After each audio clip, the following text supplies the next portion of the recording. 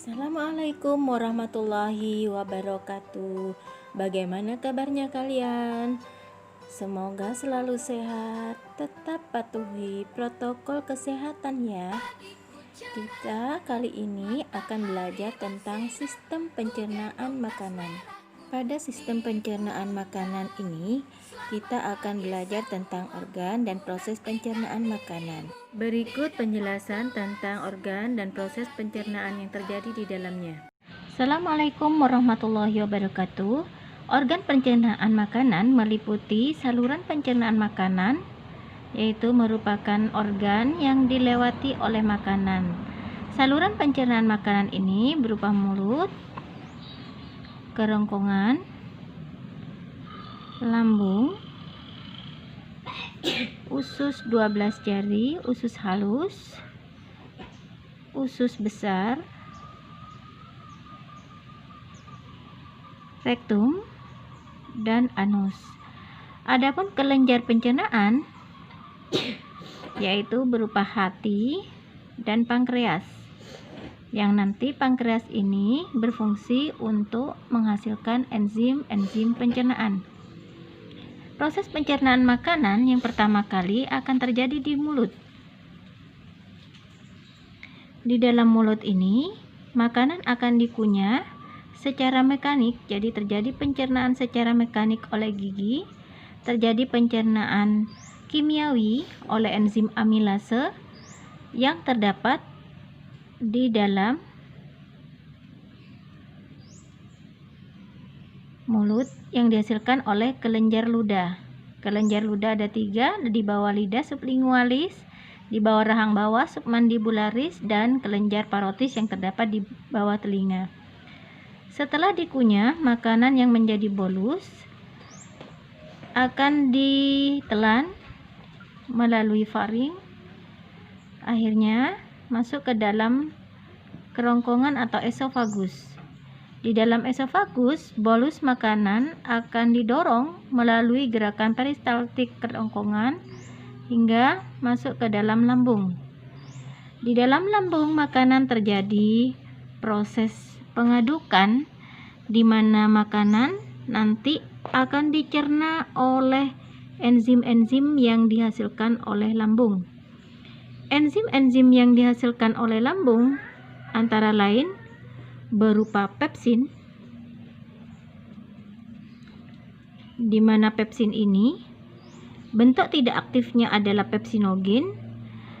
Pepsinogen akan aktif oleh adanya HCl yang dihasilkan oleh lambung.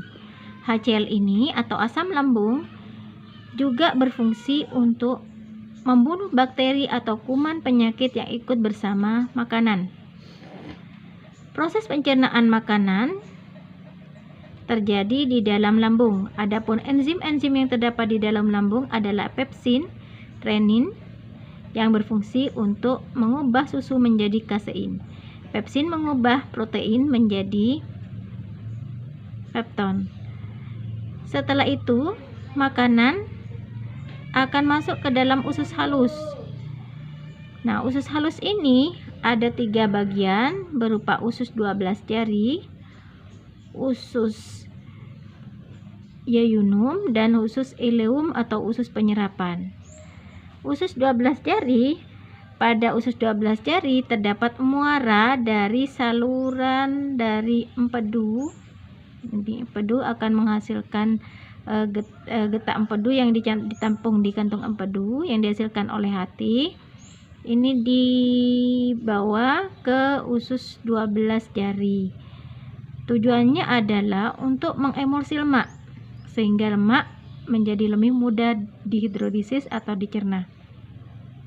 Pankreas ini menghasilkan getah, yaitu berupa natrium hipokarbonat dan enzim-enzim, yaitu amilase pankreas, enzim tripsin, yang nantinya akan mengubah pepton menjadi dipeptida. Selanjutnya di usus halus. Di usus halus terjadi proses pencernaan makanan oleh enzim-enzim yang dihasilkan oleh usus halus, diantaranya adalah enzim disakaridase, mengubah disakarida menjadi asam amino, enzim maltase mengubah maltosa menjadi glukosa. Enzim laktase mengubah laktosa menjadi galaktosa dan glukosa. Dan enzim sukrase mengubah sukrosa menjadi fruktosa dan glukosa. Setelah dari usus halus, hasil pencernaan makanan yang berupa asam amino, glukosa, dan lemak akan diserap oleh darah melalui usus penyerapan. Protein asam amino, hasil pencernaan protein yang berupa asam amino dan glukosa akan diserap dan diangkut melalui darah atau melalui pembuluh darah. Sedangkan lemak akan diangkut melalui pembuluh getah bening atau pembuluh limfe. Sisa-sisa pencernaan makanan akan dibuang, yang selanjutnya akan masuk ke usus besar, di mana usus besar ini ada 3 bagian, usus besar ascendens, usus besar yang mendatar, dan usus besar yang menurun atau descendens. Dari usus besar ini masuk ke rektum, akhirnya sisa pencernaan makanan dibuang melalui anus.